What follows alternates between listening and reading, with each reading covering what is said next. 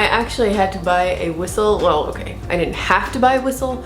I chose to buy a whistle to take on walks with Rosa now, especially early in the morning, because last week we had a very close encounter with a coyote. It was not scary at all. It went by too fast, I think, for it to be scary. For me, a person, by the way, who has never lived in the country, I'm sure if you do live in certain areas, you are laughing at me right now, and that's fine. But I live in the middle of Dallas, not even a suburb, like I live in the city. So this was very shocking to me. It came like darting out from an apartment complex we were walking by and like kind of stopped when it saw us, but it was scared, and then it like darted right around us and went under a fence and disappeared. And all I had time to really register was, that's not a dog. And then it wasn't until after it was like on the other side of this train tracks and it kind of stopped there on the other side of the fence, and I got a really good look at it, that I was like, that is a coyote. Okay. And you know, I looked it up, and apparently it's not at all unusual to see them around here, but it is for me. So I looked up what to do, you know, if it's not already scared and running away, as it should be, because coyotes in urban areas are scared of humans. And it said, you know, make yourself big and make loud noises. And so I got a whistle. I don't know. I mean, I doubt, it's probably the only time I'm ever gonna see one, but it was weird.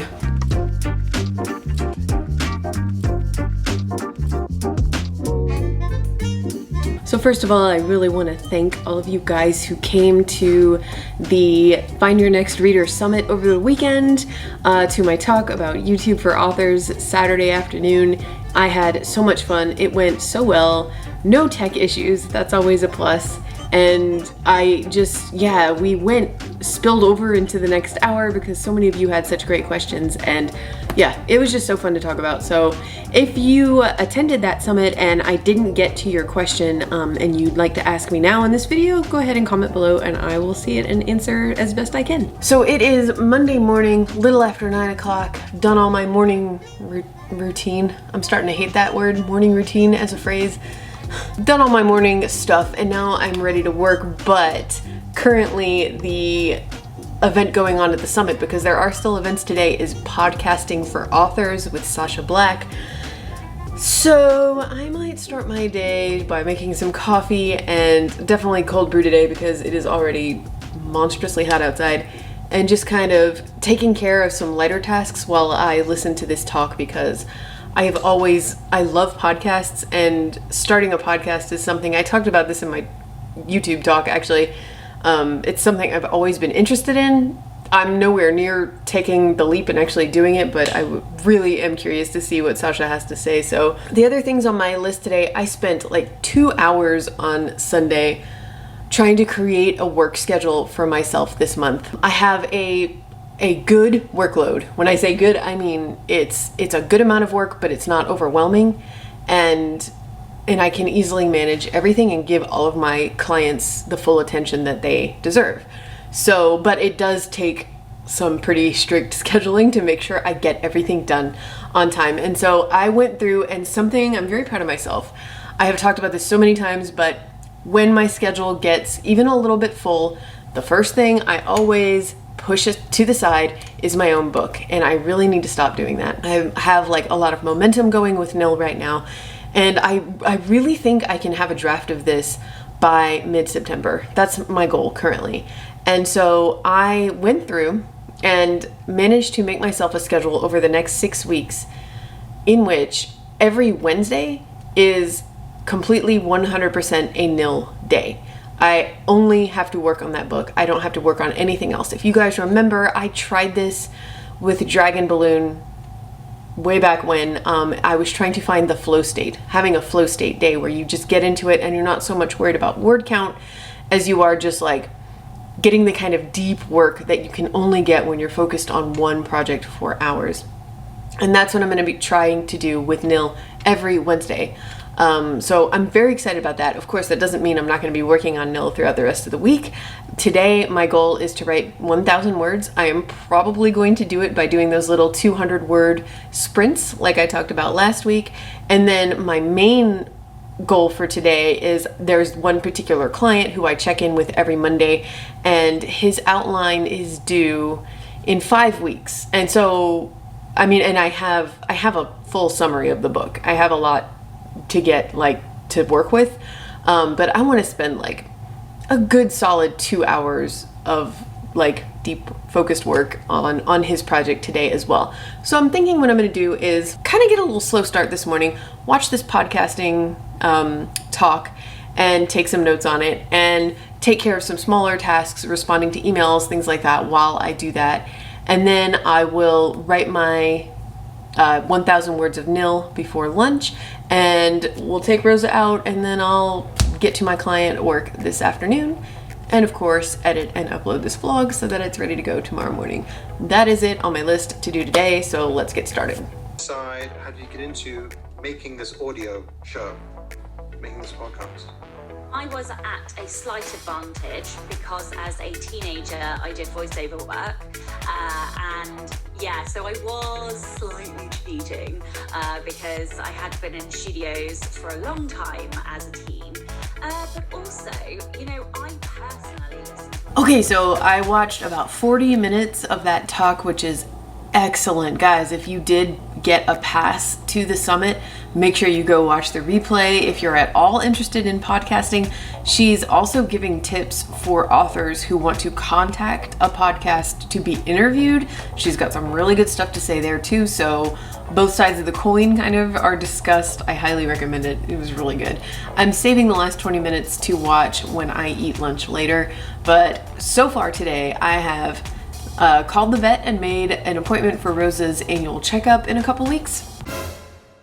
Responded to a few emails, and so after the summit this weekend, a lot of people jumped over to Skillshare and took my courses, which is awesome and I really appreciate it. But I saw last night that someone left a review saying that they had a problem with the transcript and the subtitles, and that they are hearing impaired, and halfway through one of the lessons it just disappeared, which sucks, and I feel really bad that they had that experience. So I didn't actually, Skillshare automatically generates the transcript and the subtitles, which is really cool, and they're shockingly accurate. It's really nice.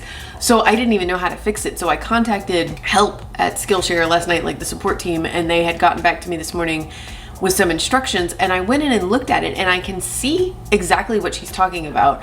Halfway through, or 2 minutes into the lesson about characters, the transcript just disappears, and it doesn't run out of room. You can still enter and type more in, but it's just gone. And so now I'm trying to work out with them if there's some other way I can get it entered, because I still have my script and I can enter the words, but those timestamps are down to the nanosecond, and I don't really trust myself to write them accurately, and I don't want it to not line up with what I'm saying. I feel like if I didn't enter it manually to begin with, there's probably a way to fix it that doesn't involve me typing all of that in. So I'm in the middle of trying to work out that issue. I did check, and it seems like all of the lessons throughout the rest of the course, the transcript is fine. So it's just a weird glitch with this one video, and yeah, that sucks. So I'm trying to get it fixed. And yeah, and I made a grocery list. So that's what I did this morning while watching this great podcasting for authors talk. And now it's time to work on nil. So my goal is 1,000 words. And right now, if it's not obvious, I'm just feeling very awake and motivated and pumped. And I think I'm just gonna no little 200 word sprints. I'm gonna go through it, go for it, write those 1,000 words. It's 10:15. I bet I can get them done in an hour. And then that'll be perfect timing to take Rosa out and get some lunch. So let's see how this goes. If you're wondering, hey Michelle, have you written anything since your last vlog? The answer is no. I did not write a single word on this book over the weekend. I was busy with the summit and then other things on Sunday, and that's okay, we're gonna get there.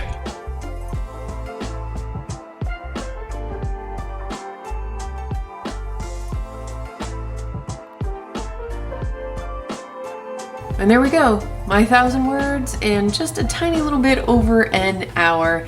Really happy with how that went. I read through before I started. I spent probably 20-25 minutes reading through the book from the beginning, which is something that does slow me down sometimes, but since it had been, 2-3 days since I've worked on this book. I kind of felt like I needed to catch up, and I'm having so much fun with this. I'm in a good place with this draft right now, where when I read through what I wrote previously and also what I wrote today, I'm definitely seeing all the flaws and seeing all of the things I'm going to need to edit, but I can also see how I'm going to be able to fix them, and I'm perfectly content with just letting this be not at all perfect for now and continuing to make progress and just get through the draft. So now we're at a little over 8,000 words total, which is great.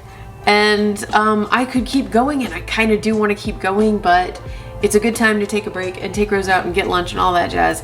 And like I said, I do have a client that I need to spend some time on that book this afternoon, which is my goal. So let's get some lunch and check back in later.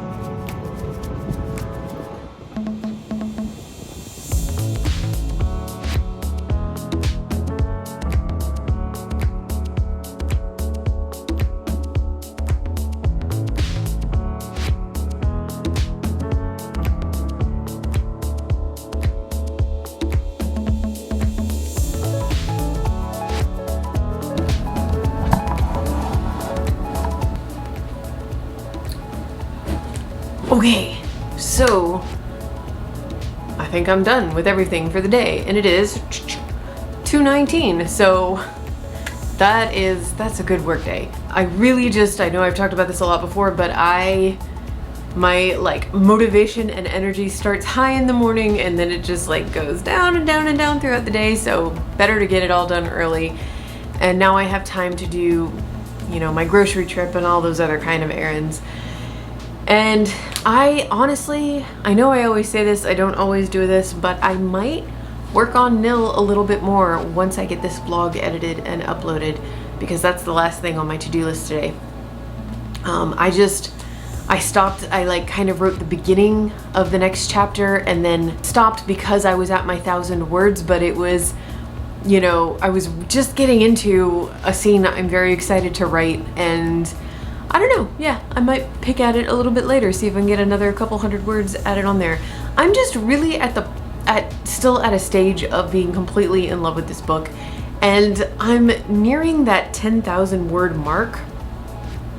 And for me, and for a lot of authors I know, 10,000 words is like when it really starts to feel like a book, but it can also be the point where, for me at least, I start losing my confidence in the idea, and I start to question everything.